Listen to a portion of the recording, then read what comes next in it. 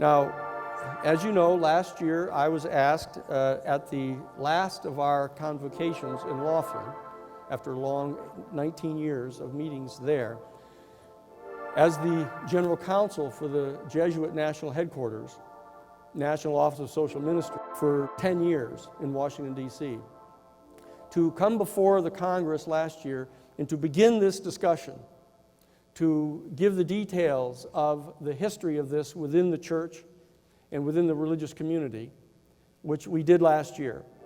And I was asked to answer the strategic and tactical questions that we need to ask ourselves as to whether or not it is us here in this Congress that need to take the responsibility to do what it is that you heard today, all of the reasons why no one else is doing this effectively. Why the government won't do it, why the political parties won't do it, why the news media won't do it.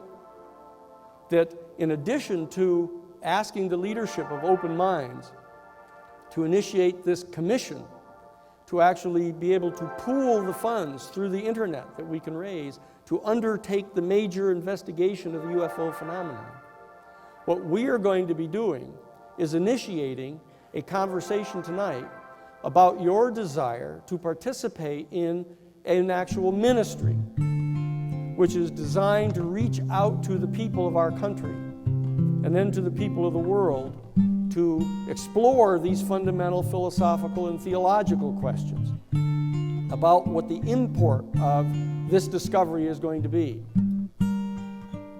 And I had touched upon in our last gathering the fact that the Vatican back in October of 2009 had actually convened a week-long conference, a scientific conference at Castel Gandolfo out in Rome, and of scientists to explore this question, to confront the leadership of the church about the upcoming reality. And then they held a press conference in which they explicitly stated that Professor Christopher Impey, who is a professor of astronomy here at the University of Arizona, that is a sister observatory with the Vatican Observatory, he said that the discovery of intelligent extraterrestrial life elsewhere in our universe may well be only a few short years away.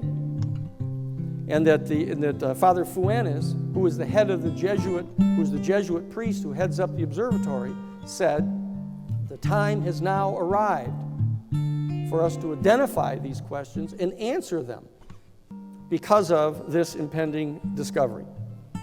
Now, I covered all of that background in the background of the discussion of this extraordinarily important potential discovery inside the religious community last year.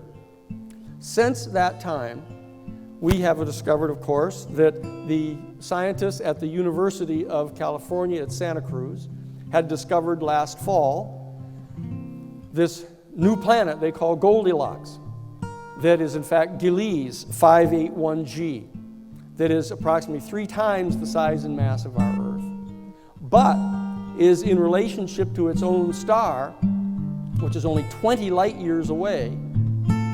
It is in the habitable zone of that star. And so that for the first time last fall, we were confronted with the reality that there may well be a planet within communication distance of our Earth. And when the professor, Stephen Vogt, who headed up that team at UC Santa Cruz, was asked by the national media, what did he think the possibility was of there being life on that planet? He said, 100%. I am absolutely certain, he said, that life exists on that planet. Now, since that time, just in the first week of February, here we are on the 25th of February. Just in the first week of February, the director of NASA's Kepler Planet Hunter satellite program, Dr. William Barucki, actually, had a major public press conference at NASA headquarters and announced that indeed the new Planck telescope, space telescope, has discovered 1,235 new stars with planets around them. They concluded that as many as 1 in 5 of these new planetary systems had multiple planets. And that among those, they said that there were 68 of those that had planets that were within 1/4, 25% of the size and mass of the Earth, either a little bigger or a little smaller. And 54 of those planets existed within the habitable zone of those stars. These are the stars and the planets where the new South American telescope is going to concentrate to look at these planets, block out the starlight from their stars, and try to track and photograph the actual geographic qualities and characteristics and the chemical components of those star systems. This is the extraordinary moment. In fact, Dr. Jeffrey Marcy, the leader of the Kepler team at the University of California at Berkeley, said, "This is the moment that will be remembered in history." And Yale University astronomer Deborah Fischer said, "This is the most amazing era in the history of our human family." And the fact is, these 1,235 new star systems have been located in only 1/400th of the sky. So we're dealing here with only 1/4 of 1% of the sky. And so the Dr. Jeffrey Marcy, whom I mentioned, is the head of the project, said that when we survey the full sky, we are going to discover tens of millions of Earth-like planets in habitable zones. This means that if we use their own figures, we are standing on the first year of the decade in which our human scientists are going to be discovering that there exist some 12,500 billion other Earths. The New York Times states that the next data release date for the Kepler team will be in December of 2012. This could be the moment of truth, says the New York Times. So today I would like to ask us to come to grips with, as the 4 generations who've been privileged to be alive at this time, come to grips with these fundamental philosophical and theological questions. What I want to do here today is I want to get these questions up in front of us, tender to you what I think one of the logical answers is to each of these questions, to stimulate our conversation for later. Now, I'd like to point out in an addendum that I understand that the people gathered here, those of us, say, wait a second, what are we doing talking about discovering life out on these planets 20 light years away, when in fact there's data everywhere that they're landing on our Earth, exploring our Earth. We have photographs of them. We have interviews with people. My point is this. The fact is, whether or not our human family officially acknowledges the existence of intelligent, highly technologically developed species other than ours in our galaxy, whether they discovered this 60 years ago and have been concealing it from us ever since, more or less effectively, or whether we discover this within the next 6 years, in this decade. The fundamental philosophical and theological questions posed by this discovery are the same. The public policy questions may be different, as were outlined by Richard Dolan, of what the public policy implications of this may be, the kind of ancillary questions that are going to be raised as to why they were doing this and concealing it from all that. But the fundamental philosophical and theological questions are in fact the same. And so I'd like to quickly rebrief us on the conversation we had last time we gathered, that the distinction among the nature of philosophical and theological questions, and that I'll leave for a later conversation, perhaps even at next year's gathering, the actual full public policy implications of all of this. But the public policy implications become so intense that I would like to set those aside and have us focus together as the four generations of us to identify and answer these philosophical and theological questions. Now, the fundamental distinction between philosophical questions and theological questions, and I know that a lot of my Jesuit brethren would protest this because it's not complicated enough,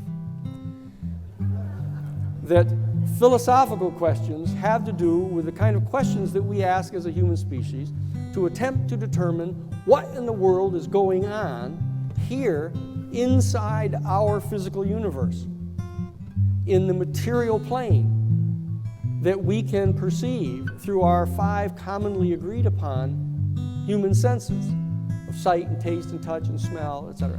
That philosophical questions have to do with gathering this data through our five senses and applying to this data our rational faculty of the intellect and attempting to determine whether or not we can ascertain from this data adequate principles on the basis of which we can make judgments about what type of conduct we should engage in so that we are either in harmony with the natural laws that function inside the universe or whether we are in disharmony with them, thereby characterizing good conduct and bad conduct. The bad conduct that runs you into trouble because you're functioning contrary to the natural laws of the universe, or good karma that comes from functioning in harmony with these laws. This is a philosophical inquiry.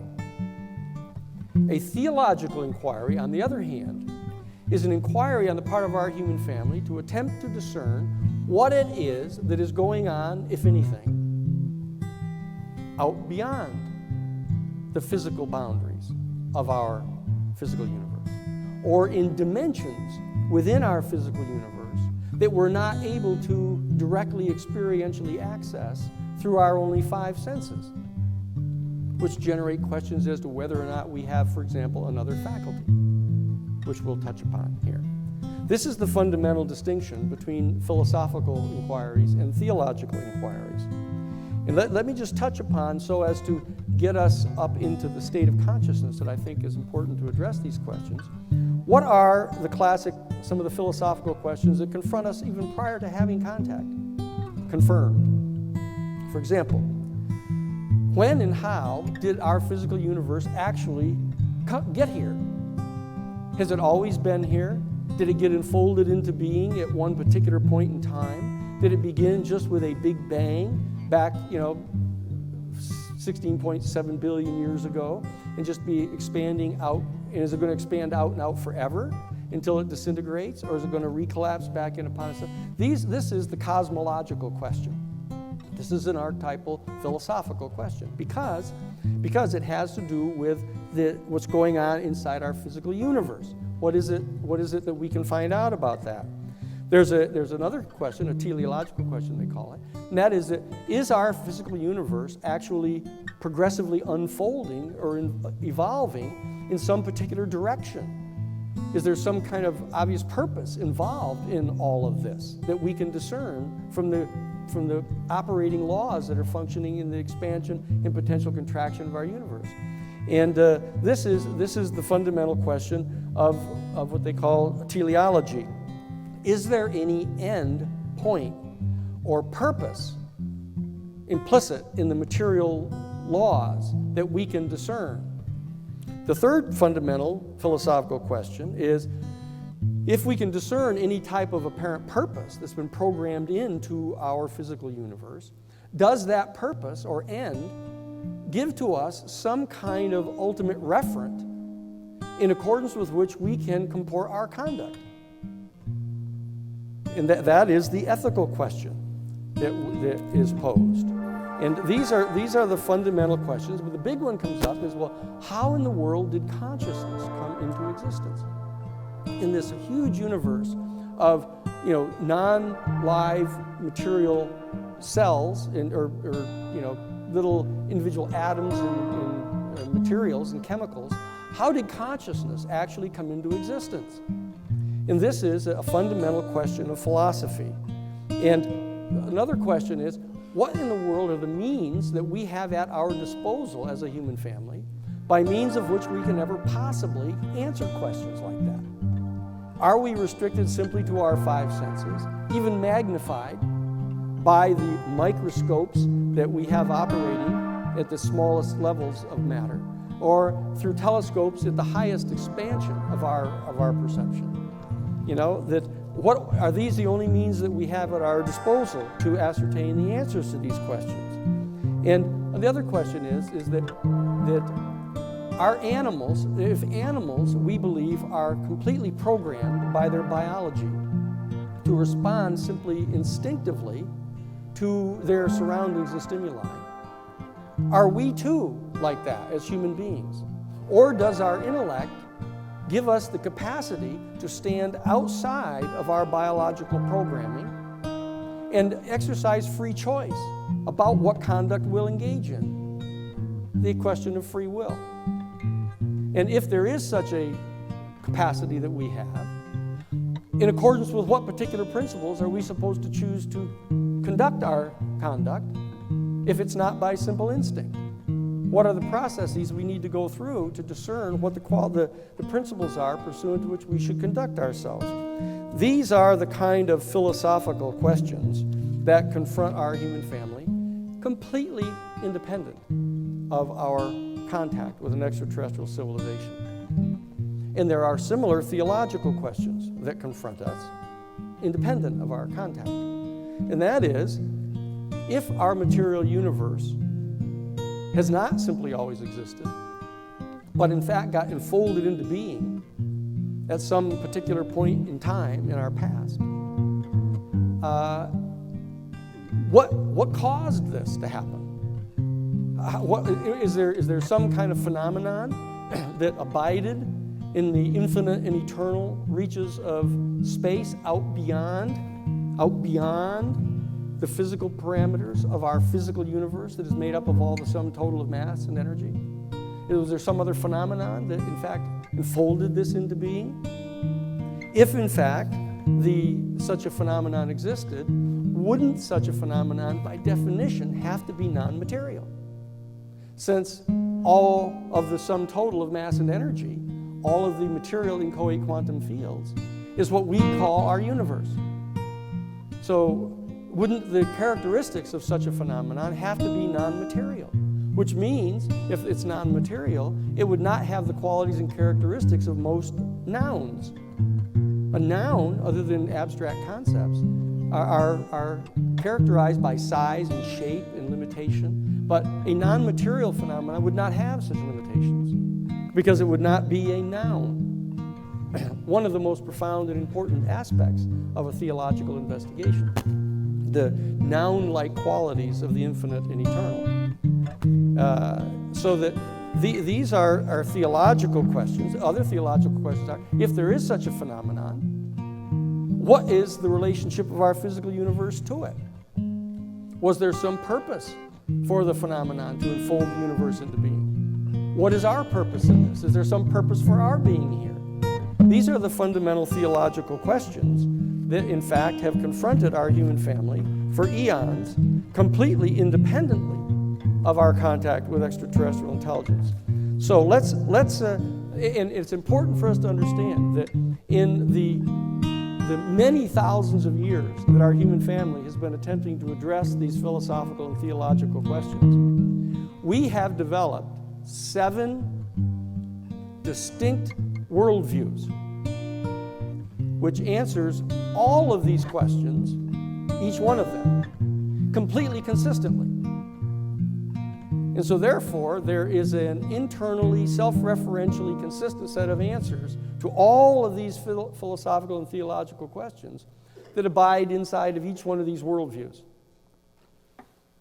The challenge is that every one of these worldviews shares one common belief, and that is that we are the only intelligent, self-conscious, material, sentient being in the entire universe. And that therefore, the entire philosophical undertaking and theological undertaking is all about us. This is the fundamental challenge that is going to be presented to us by the discovery of the existence of another highly intelligent, technologically developed species. The questions that people are going to ask ourselves when that contact is confirmed, a lot of them are not philosophical at all or theological. They're just simply practical. You're going to say, gee, where does this extraterrestrial civilization, where do they come from? You know, what are they doing here? Why are they running around here? How far away are they? You know, does it appear that they have the technological capacity when we first discover them to actually realize we've discovered them? And do they have the technological capacity to get here? And if they do they pose any kind of potential threat? These are the kind of practical questions that people will ask themselves, but they're not philosophical or theological at all. They're simply practical questions. The philosophical questions begin with, and here I want to now set forth the philosophical and theological questions that are new to us with this discovery.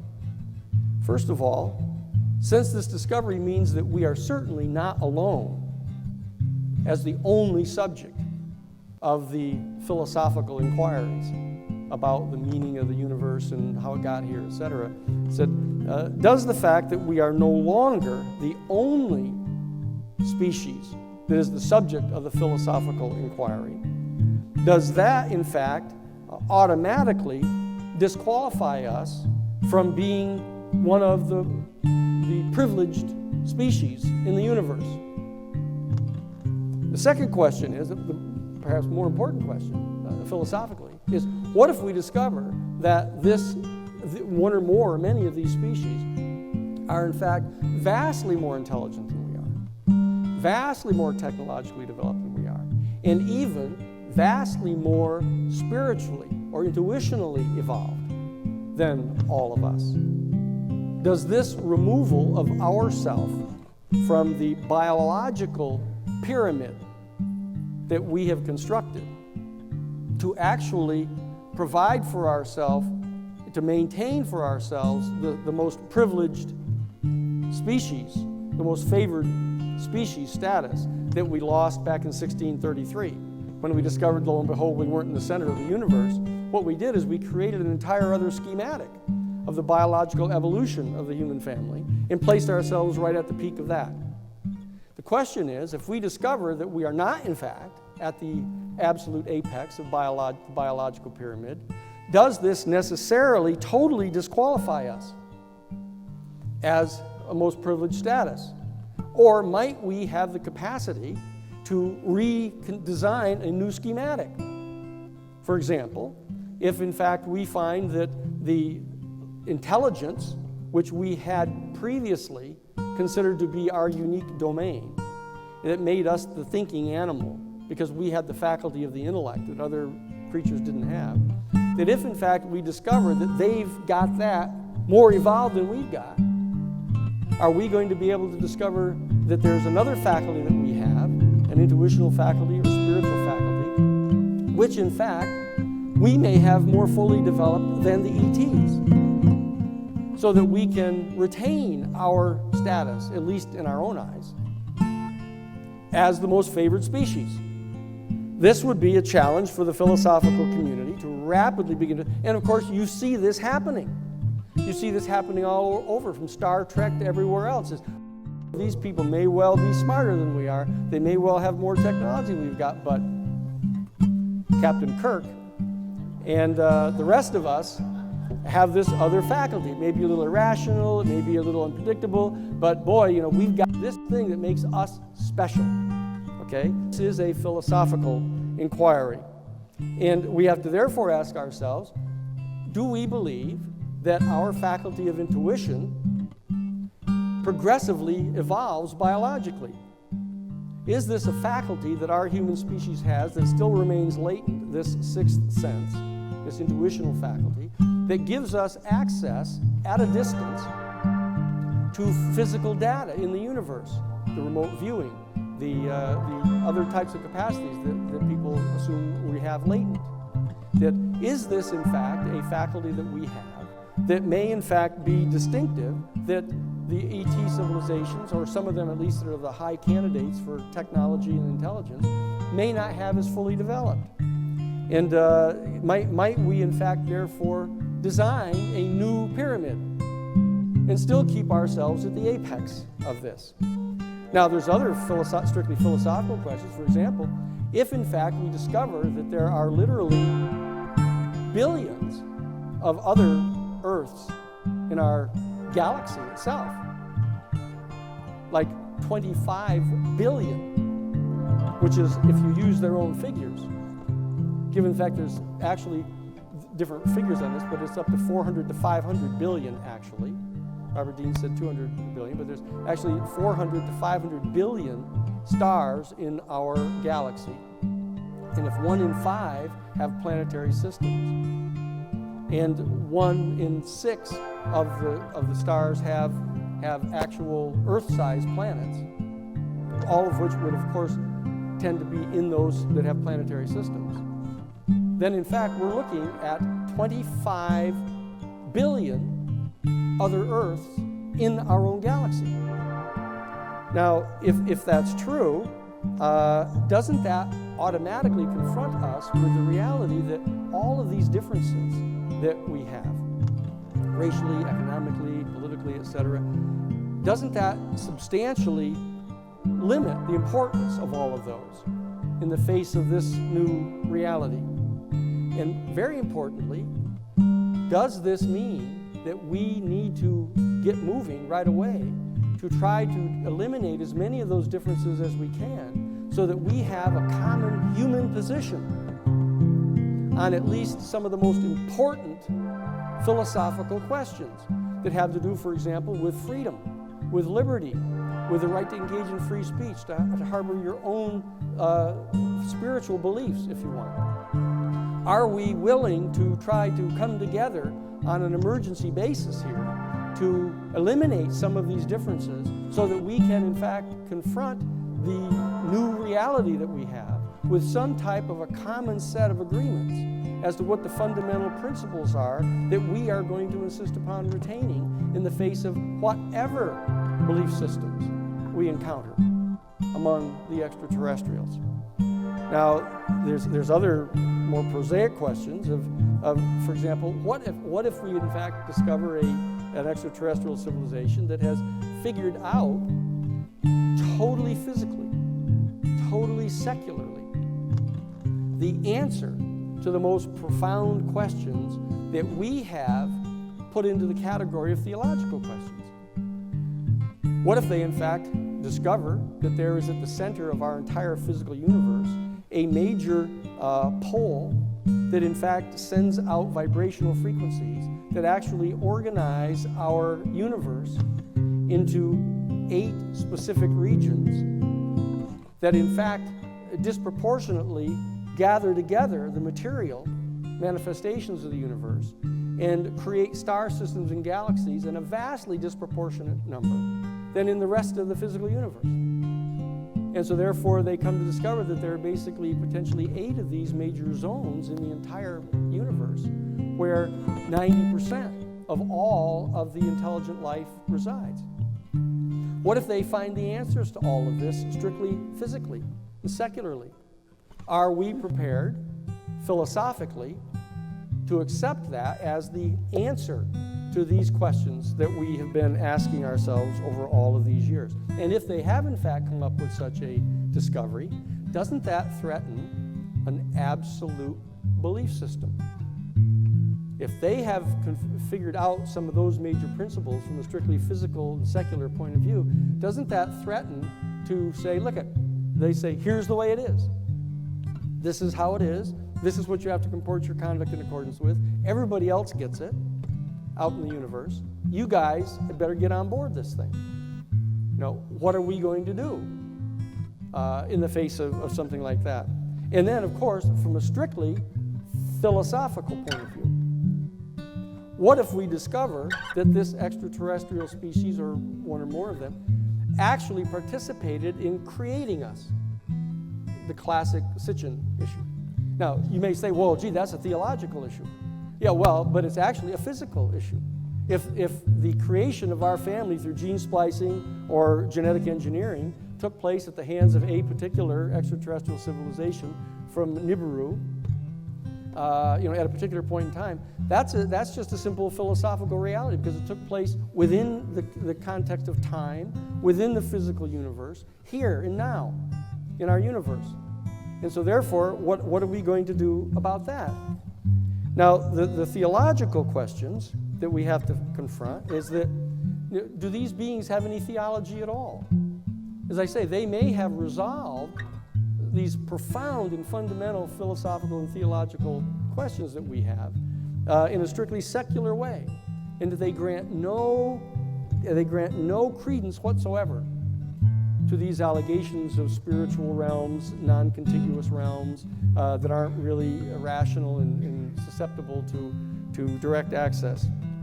And if they have, in fact, developed a set of philosophies like that, what happens to our theologies? Do we all just collapse in the face of that? Do they have if they do have a theology, if they do have a theological set of beliefs, what happens is it's going to confirm some of the beliefs of our theology systems and defeat some of the others. Is it going to become just a new additional religion on our planet? Is everybody going to feel compelled to join their religion or their theological set of beliefs?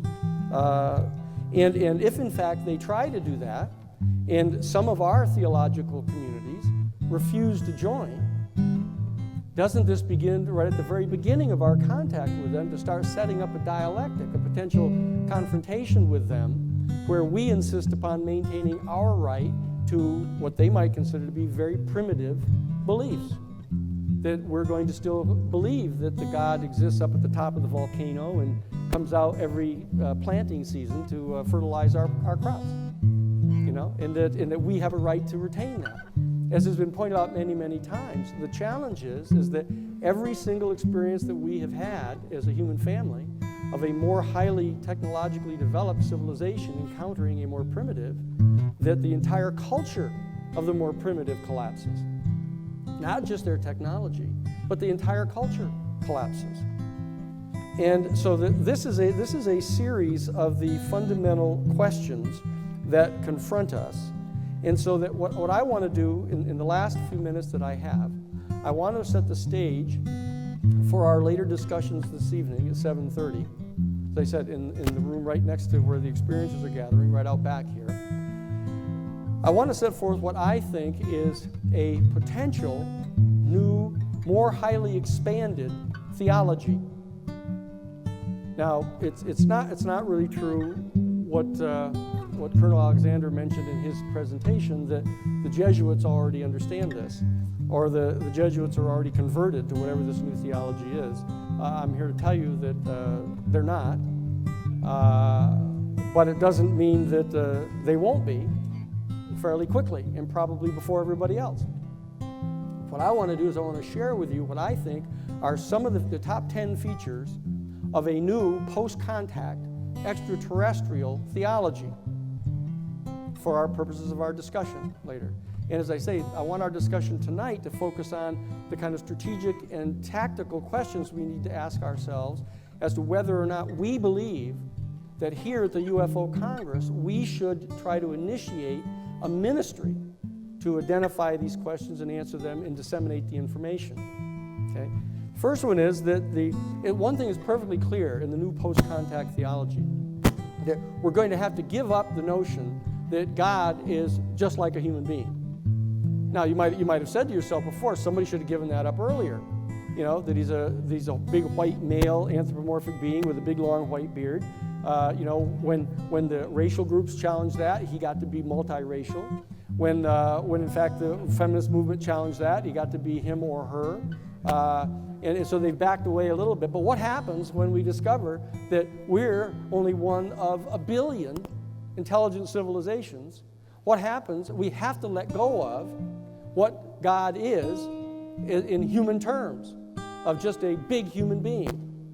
And we also have to let go of this, or reconfigure our understanding that we are created in His image. What does that mean? We have to confront that. So we have to let go of that concept. It's one of the principal features of a post-contact theology.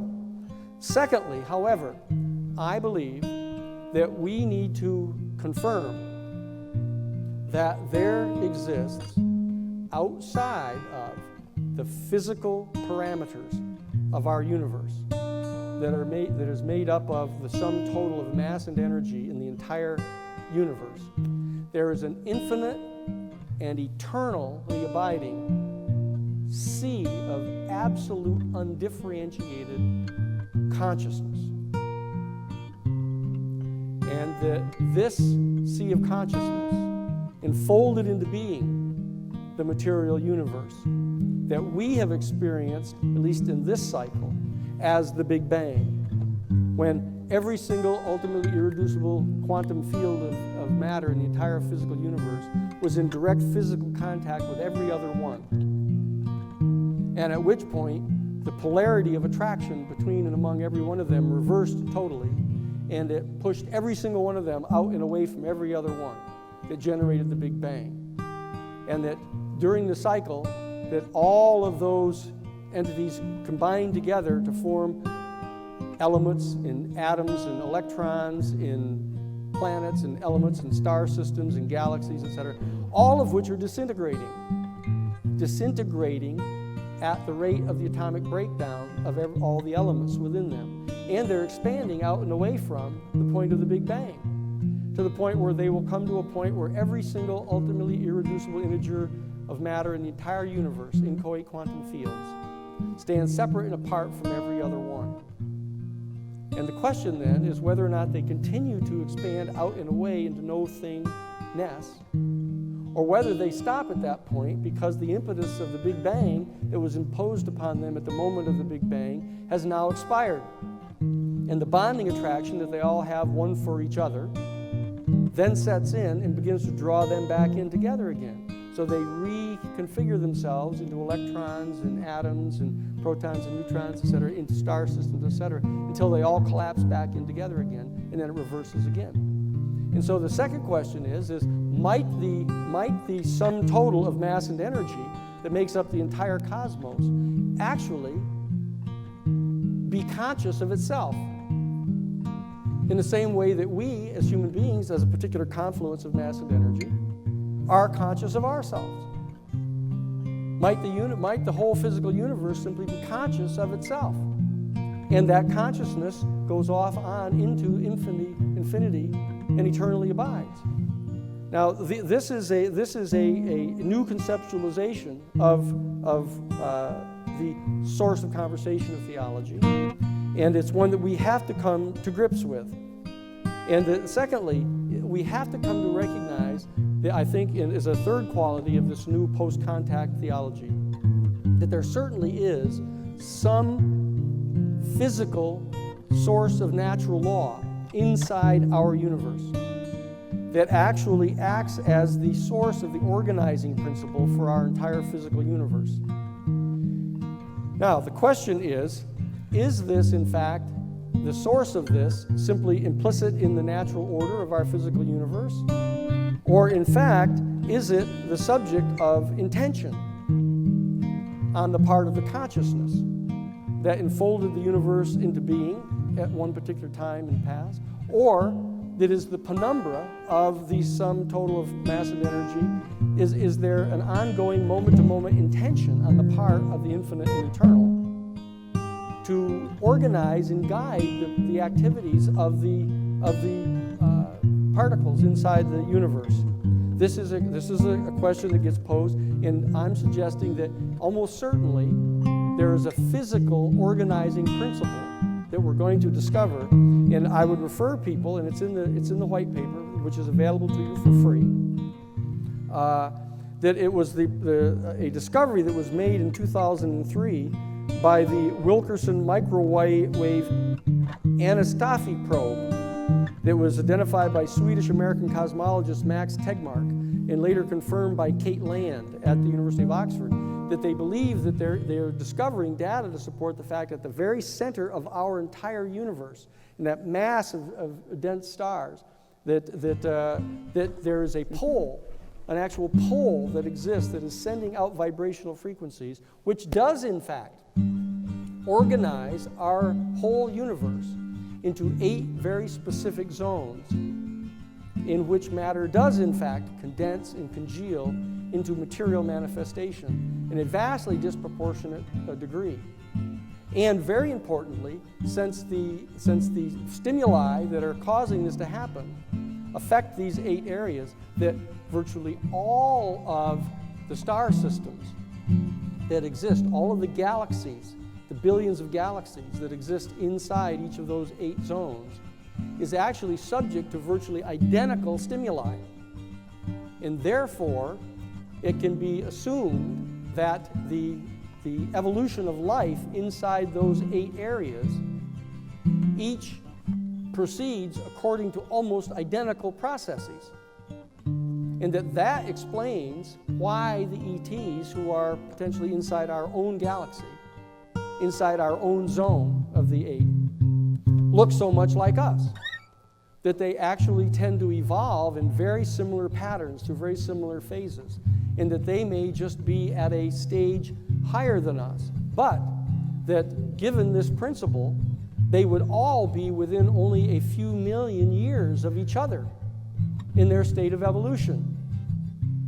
And therefore, what this would mean is that our fourth principle is that we can therefore assume that these other beings that we encounter, at least inside our own galaxy, and at least inside our own one of the 8 zones, are in fact going to have all of the same faculties that we have already, which are our seeing and smelling and hearing and tasting and touching, etc. But they're going to have the same 6th faculty that we have, which is the intuitive faculty, that is be able to experientially access the unitive phenomenon that bonds every ultimately irreducible integer of matter in the universe together inside the universe into one harmonic whole. You can find that in the document. You can find that particular that bonding phenomenon, that faculty that we have to access that, is our 6th faculty, our 6th sense of human beings, which is just in the process of evolving now into full fruition. That all of these other beings are going to have that faculty sooner or later as well. But they're also going to have a 7th faculty, which we consider to be our spiritual faculty. And very importantly, they're going to have an 8th faculty, just as we're going to. Because these faculties are products of the chakra in our bodies. These 8 energy systems that we have, these centers in our bodies, each of them generates a vibrational frequency around our bodies, such as that we're in an envelope of 8 different layers of energy fields. Each one of them generates its own faculty. And that we have now not just 5 evolved, we have 6 evolved. We are the generation that is seeing this 6th faculty coming into being. And therefore, one of the fifth features of this new post-contact theology would be we need to come to recognize that there have been born inside our human species individuals who are mutations, who in fact have this 6th faculty already evolved, and that they are able to discern these external stimuli, and they even have the 7th faculty fully evolved, and they're therefore able to transmute matter, and that we refer to these people as the prophets. These are the people who have the power of prophecy. These are mutations that have occurred out of time. And like almost all mutations that occur before their time has come, the existing environment crushes them and rejects them. But that these prophets have generated our spiritual communities, and that they are gathered around the manifestation of this 6th and 7th faculty.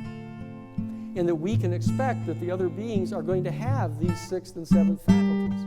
But very importantly, in the same way that we have an 8th chakra that abides above our head at the apex of all of the energy fields that surround us, our aura, we have this 8th faculty, this 8th chakra, and that therefore we can assume that some of these beings that we're going to encounter have this 8th faculty already fully evolved.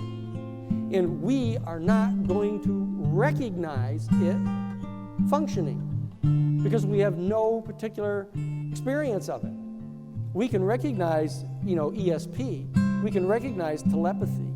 We can even recognize spiritual insight in the 7th chakra. But this 8th chakra is something that is completely baffling to us. That we have no reference. And so therefore we're going to be completely puzzled by this. So it raises a fundamental question, and that is this, is that when we encounter these beings, are we in fact going to be prepared for the reality that there are going to be literally thousands of other civilizations whose philosophy and theology is less developed than ours, in the same way that their science is less developed than ours. And we're going to find them on distant planets, and their technology is going to be behind, and they won't have left their planet yet. And those people are going to present a challenge to us so that we do not exploit them in the way that every more technologically developed civilization on our planet has always done to the others. We have to avoid doing that. But on the other hand, we're going to find many other thousands of civilizations who have all of these faculties fully evolved.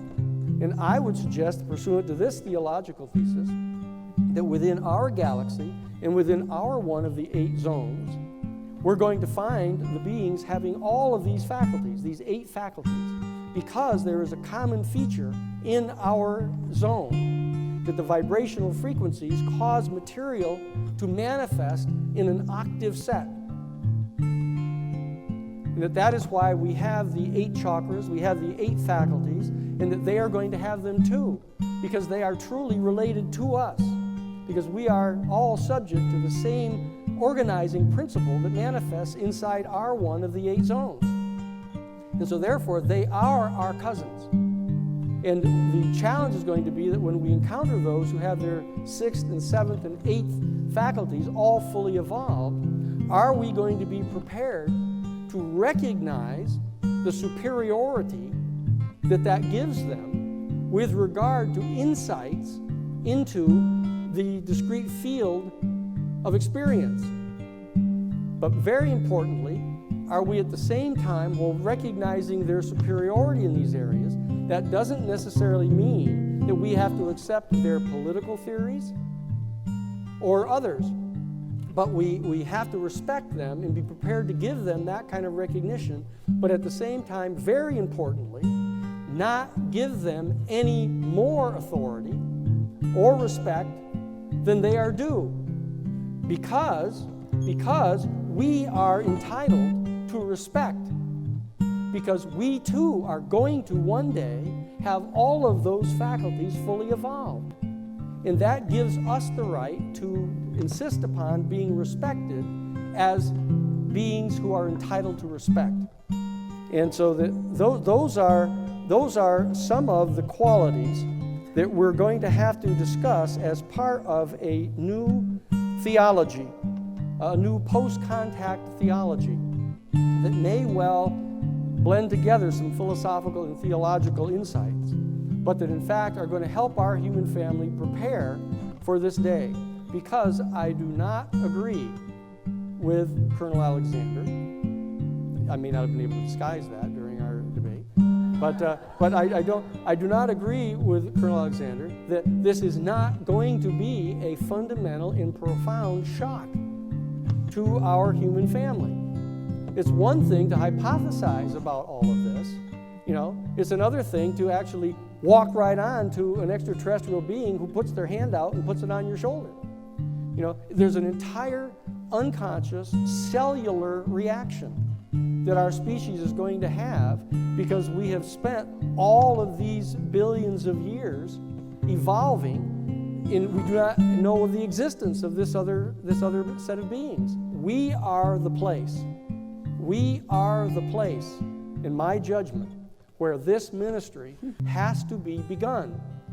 and that we have to come together to ask these questions, answer these questions, debate this particular set of potential answers to those questions, and be willing to reach out to our sisters and brothers, the same sisters and brothers who stand out beneath the stars with each one of us on those 100 different star-filled nights, and turn our faces up into the sky and see the stars, and know, at least in our mind's eye, that the planets orbit there, and that we can discern our distant neighbors reaching out to us in that silent pulse beat message from the stars, asking us, how is it that we believe all of this has come to be? Please go to our new website that is now up, which is openskiesministry.org. Okay? Open minds, open skies. Thank you very, very much. I appreciate your time.